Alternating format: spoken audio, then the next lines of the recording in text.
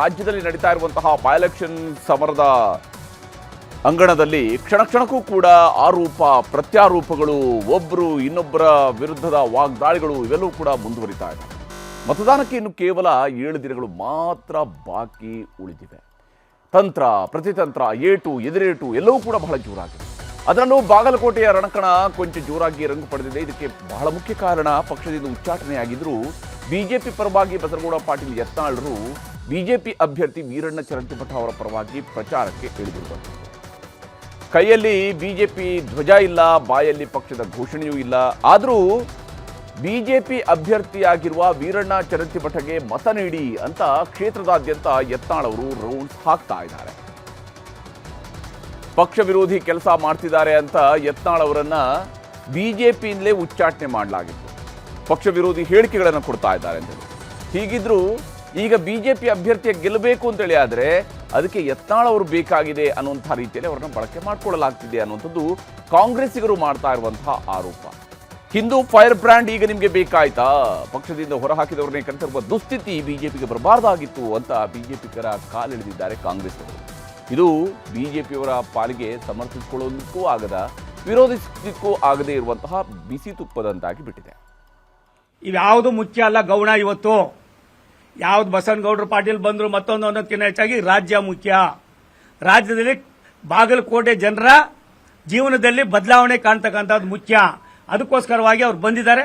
ಅವ್ರಿಗೆ ನಾನು ಧನ್ಯವಾದ ಸಮರ್ಪಣೆ ಮಾಡ್ತೀನಿ. ಅಂದ್ರೆ ಅವ್ರು ಸೋಲ್ತೀವಿ ಅಂತ ಗೊತ್ತಾದ ಮೇಲೆ ಅವ್ರು ಉಚ್ಚಾಟನೆ ಮಾಡಿದ್ದಾರೆ ಅಂತವ್ರನ್ನೇ ಕರ್ಕೊಂಡ್ಬರ್ತಿದ್ದಾರೆ. ಬಿಜೆಪಿ ಅವರು ಇದಾರಲ್ಲ, ಒಂದ್ ಕಡೆ ಉಚ್ಚಾಟನೆ ಮಾಡೋದು, ಇನ್ನೊಂದ್ ಕಡೆ ಅವ್ರ ಕಡೆನೆ ಕರ್ಕೊಂಡ್ಬಂದು ಅವ್ರಿಗೆ ಗ್ವಾಗರೋದು, ಅವ್ರ ಕೈಲಿ ಪ್ರಚಾರ ಮಾಡಿಸೋದು. ಸೊ ಇದು ದ್ವಂದ್ವ ನೀತಿ ಅಲ್ವಾ? ನೋಡಿ, 10 ವರ್ಷ MLA ಆದವ್ರಿಗೆ ಬುದ್ಧಿ ಯಾರು ಹೇಳಕತ್ತಾರಂದ್ರ ಯತ್ನಾಳ್ ಅವ್ರು ಹೇಳಕತ್ತಾರ. ಏನ್ ಹೇಳಿದ್ರಂದ್ರೆ ಗೊತ್ತೈತ್ಲ, ಅಂತ ವ್ಯಕ್ತಿ ಅಂತ ಕುಟುಂಬ ಇವ್ರದಲ್ಲ. ಮನೆಗೆ ಬಂದ್ರೆ ಎಲ್ಲಾರನ್ನೂ ಒಪ್ಕೊಂಡು ಪ್ರೀತಿ ಮಾಡ್ತಕ್ಕಂಥದ್ದು ನಮ್ಮ ಯಶವಂತಿ ಅವ್ರ ಕುಟುಂಬ. ಸಿದ್ದರಾಮಯ್ಯನವರ ಆಡಳಿತದ ಕಾರ್ಯವೈಖರಿ ಮುಗಿದ ಅಧ್ಯಾಯ ಆಗಿದೆ. ಈ 2 ಬೈ ಎಲೆಕ್ಷನ್ನಲ್ಲಿ ಕೂಡ ಇಂಥ ನಿರ್ಲಿಪ್ತ ಸರ್ಕಾರದ ಕಾರ್ಯವೈಖರಿಯನ್ನು ನಾವು 2,000 ಕೊಟ್ಬಿಟ್ಟಿದ್ದೀವಿ. ನಮ್ದೇನು ನಾವು ಕೊಟ್ಬಿಟ್ಟು ಓಟ್ ಹಾಕ್ಬಿಡ್ತಾರೆ ಜನ. ನಿಮ್ಮ ಮನೆ ದುಡ್ಡು, ಅದು ಸಾಮಾನ್ಯ ಜನರ ಟ್ಯಾಕ್ಸ್ ಪೇಯರ್ ದುಡ್ಡು. ಸೋಮಣ್ಣ ಯಾರು? ಬಿಜೆಪಿನಲ್ಲಿ ಇರ್ತಕ್ಕಂಥ ಕೆಲಸ ಇಲ್ಲದೆ ಇರತಕ್ಕಂಥ ಮಂತ್ರಿ. ಅವ್ರು ನಿಮ್ಗೆ ಗೊತ್ತಾ? ನಿಮ್ಗೆ ಸ್ಟೇಟ್ ಮಿನಿಸ್ಟರ್. ಅವ್ರು ಯಾವ ಫೈಲು ಹೋಗಲ್ಲ. ಹೀಗೆ ಒಂದು ಕಡೆ ಯತ್ನಾಳ್ ಸುತ್ತ ಮಾತುಕತೆ ನಡೀತಾ ಇರಬೇಕಾದ್ರೇನೆ ಯತ್ನಾಳ್ ಅವರು ಬಾಗಲಕೋಟೆ ಪ್ರಚಾರದ ಅಖಾಡಕ್ಕೆ ಇಳಿದಿರುವಂಥದ್ರಿಂದಾಗಿ ಮಾಜಿ ಮುಖ್ಯಮಂತ್ರಿ ಆಗಿರುವಂತಹ BS ಯಡಿಯೂರಪ್ಪನವರು ಹಾಗೂ ಬಿಜೆಪಿಯ ರಾಜ್ಯಾಧ್ಯಕ್ಷರಾಗಿರುವಂತಹ BY ವಿಜೇಂದ್ರ ಅವರಿಗೆ ಒಂದು ರೀತಿಯಂತ ಮುಜುಗರ ಆಗಿದೆ. ಯಾಕೆಂದ್ರೆ ಇವರು ಮಾತೆತ್ತಿದ್ರೆ ಯಡಿಯೂರಪ್ಪ ಅವರ ವಿರುದ್ಧ ಹಾಗೂ ವಿಜೇಂದ್ರ ಅವರ ವಿರುದ್ಧ ಟೀಕಾ ಪ್ರಹಾರವನ್ನು ನಡೆಸ್ತಾನೆ ಪಾರ್ಟಿಯಿಂದ ಹೊರಬಿದ್ದಂಥವ್ರು. ಈಗ ಚರಂತಿಮಠ ನನ್ನ ಸ್ನೇಹಿತ ಅಂತಾನೆ ಯತ್ನಾಳ್ ಅವರು ಪ್ರಚಾರ ಮಾಡ್ತಾ ಇದ್ದಾರೆ. ಅಷ್ಟೇ ಅಲ್ಲದೆ ಬಿಜೆಪಿಗರನ್ನೇ ಯತ್ನಾಳ್ ಅವರು ಕಾಲೆಳಿತಾ ಇರುವಂಥದ್ದು ಕೂಡ ವಿಜೇಂದ್ರ ಅವರ ಪಾಲಿಗೆ ಒಂದು ರೀತಿಯಾದಂತಹ ಮಗ್ಗಲ ಮುಳ್ಳು. ಈ ಮಧ್ಯೆ ನಾಳೆಯಿಂದ 3 ದಿನಗಳ ಕಾಲ ಬಾಗಲಕೋಟೆಯಲ್ಲಿ ಯಡಿಯೂರಪ್ಪ ಅಂಡ್ ಟೀಮ್ ಪ್ರಚಾರಕ್ಕೆ ಇಳಿತಾ ಇದೆ. ಇವತ್ತು ನಾವೆಲ್ಲ ಕೂಡಿ ಒಕ್ಕಟ್ಟಾಗಿ ಬಂದು ಎಷ್ಟು ಜಗಳಾಡೋರೆಲ್ಲ ಒಂದೇ ವೇದಿಕೆ ಮಾಡಿದ್ದಿಲ್ಲ. ನಟ್ ಹೊಡೆದಾಡೋರೆಲ್ಲ ಒಂದಾಗಿ ನೀವೇ ಬಂದು ಆಡಬಾರ್ದು. ಇದಕ್ಕಂದ್ರೆ ಬರೀ ನಿಮ್ಗೆ IPL ಟಿಕೆಟ್ ಅಟ್ಟಾಗಿರ್ತಾವ, ಹುಷಾರ. ನಾ ಎಲ್ಲಾ ಸಮಾಜದ ಪರವಾಗಿ ಮಾತಾಡಿದ್ವಿ. ನಾವೆಲ್ಲ ಒಂದಾಗಿಲ್ಲ. ಯಾಕಂದ್ರೆ ನಾವು ಒಬ್ಬನೇ ಕೇಸರಿ ಅವ, ಇಲ್ಲೆಲ್ಲ ಅವ್ರೆಲ್ಲ ಬಿಜೆಪಿ ಅವರು ಅದಾರ. ನನ್ನ ಪಕ್ಷ JCB ಪಕ್ಷ.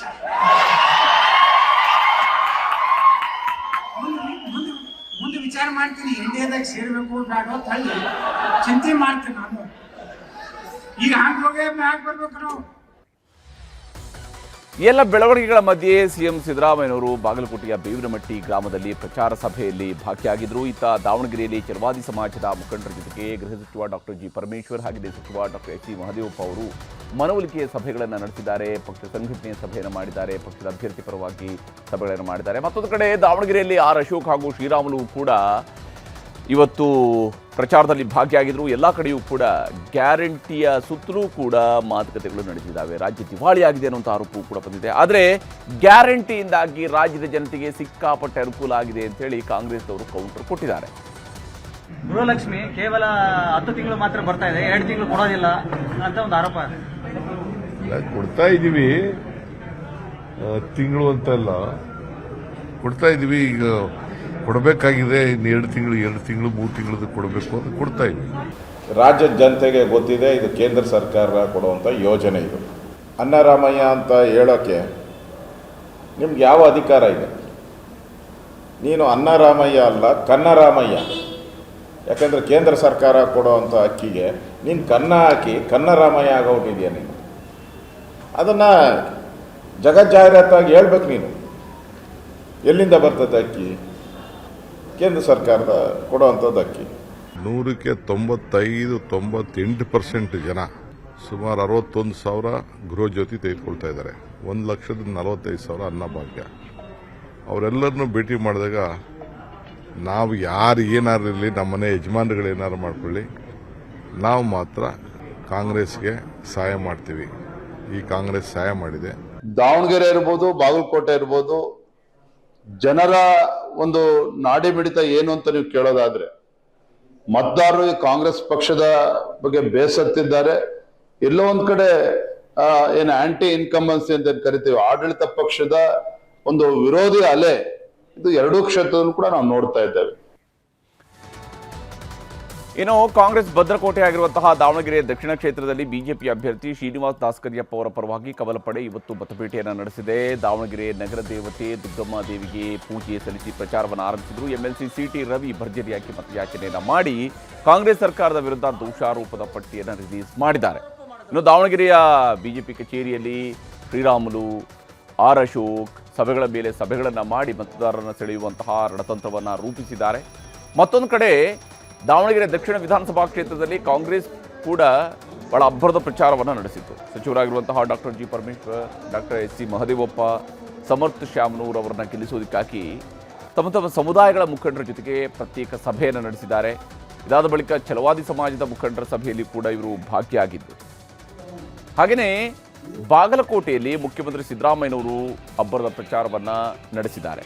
ಮುಚ್ಚಕಂಡಿ ವೀರಭದ್ರೇಶ್ವರ ದೇವಸ್ಥಾನಕ್ಕೆ ಹೋಗಿ ಸಿಎಂ ಸಿದ್ದರಾಮಯ್ಯ ದೇವರ ದರ್ಶನವನ್ನು ಪಡೆದು ನಂತರ ಪ್ರಚಾರಕ್ಕೆ ಇಳಿದು ಆರ್ಭಟಿಸಿದ್ದು. ಬೇವನಮಟ್ಟಿ ಗ್ರಾಮದಲ್ಲಿ ಕಾಂಗ್ರೆಸ್ ಪರವಾಗಿ ಅವರು ದೊಡ್ಡ ಪ್ರಚಾರ ಸಭೆಯಲ್ಲೂ ಕೂಡ ಭಾಗಿಯಾಗಿದ್ದರು.